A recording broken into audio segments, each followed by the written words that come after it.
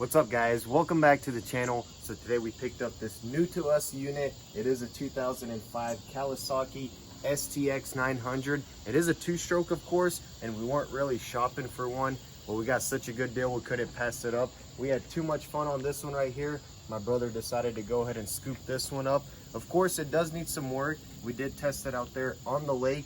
It's got a few trouble codes and I think it's in limp mode. But anyways, we'll take care of all that and have it lake ready here real soon. For now, let's go ahead and clean this sucker up.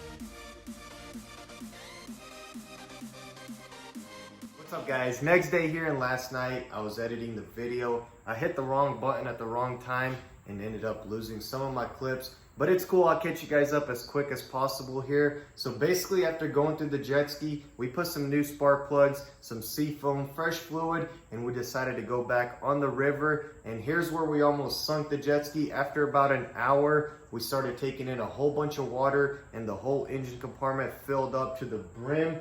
And even though we did test the jet ski out when we bought it, I guess the carrier bearing or drive shaft seal was at its peak on giving out and it just shot out on us. But anyways, it is a pretty simple repair. You have to start out with the jet pump. That's held on by 4 bolts and like 2 linkages and a few lines.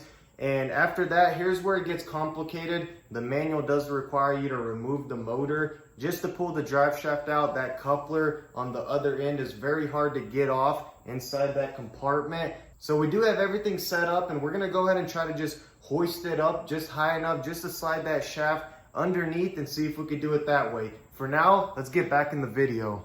All right guys, so we're gonna jump right at it. Start off with our linkage here. This is spring loaded, so you just get that aligned and push it back and it just pops right off. And then to get the reverse boot, You just have those two 12 mil bolts on.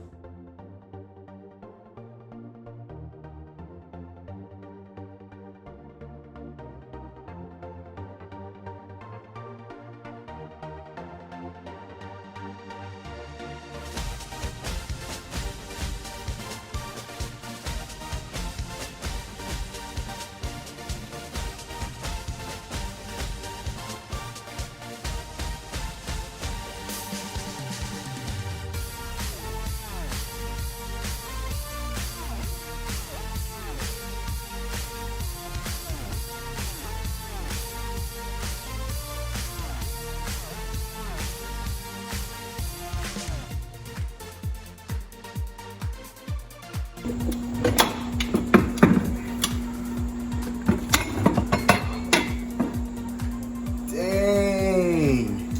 This sucker looked like he got... What? No wonder it was going so slow. This right here is what was causing all the vibration. There's a bunch of play in it, and hopefully it didn't cause too much damage. This is pretty rough, but maybe we could reuse that. It's definitely gonna run so much better. But anyways, let's go ahead and take this apart and see exactly what it is. But it's on the other side of the shaft, and that's how the water was filling up inside the ski. We started taking a lot of water on, but really simple to take this pump off. This linkage is pretty neat. You just push this back, align it, take that off. You got one steering linkage and then just a few lines.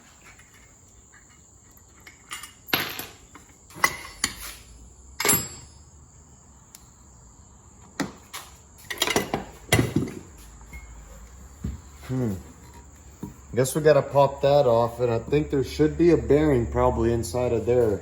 Oh yeah, dude, but that's crazy. I've actually never worked on a jet ski before, so I don't know what to expect. I don't know about you. Nope, my first one, but they're pretty simple, so let's go ahead and pull this off, try to get the parts on order, and get out there on the lake.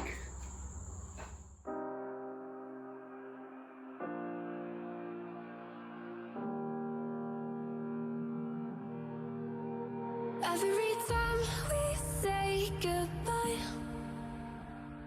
they all see that it's a lie. 'Cause we always give it one last try. Yeah, you've watched me break 1,000 times. Now I'm all alone, 'cause you never show. You say you will, but then you don't. That's how it goes. So we're just moving right along, and I'm not sure if we're gonna go ahead and pull the motor all the way out or just lift it high enough to clear the shaft. We'll see how that goes. But all right guys, so after doing a little bit more research, we got all the parts on order and we have a better idea on what's going on with the ski. So starting off with the jet pump housing, it looks like this sucker did take a little bit of damage. So we got a full rebuild kit on order, as well as a used jet pump, just in case we can't resalvage this one. I'm gonna have somebody look at it. But the impeller is definitely shot. It took a lot of damage. Look how much metal's gone off of it. And so we did go ahead and upgrade to a stainless, higher pitch impeller, which will make the ski just a little bit faster, but that little bit means a lot out there on the lake. And so this was the reason why we had that sluggish acceleration, the lack of torque, and how slow the jet ski was, because the motor RPMs rev up just fine. And this is something new for me, so I'm learning as I go. We also went ahead and pulled the drive shaft out.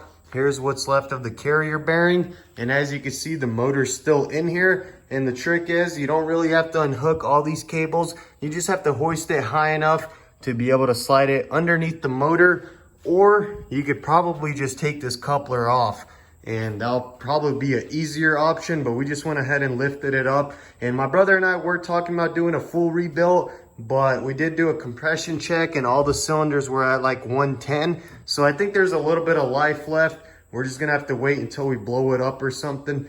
And then check this out. We also got to take care of this JB weld and get this properly welded up. That's pretty much gonna be it for today. Now we just have to wait until the parts come in.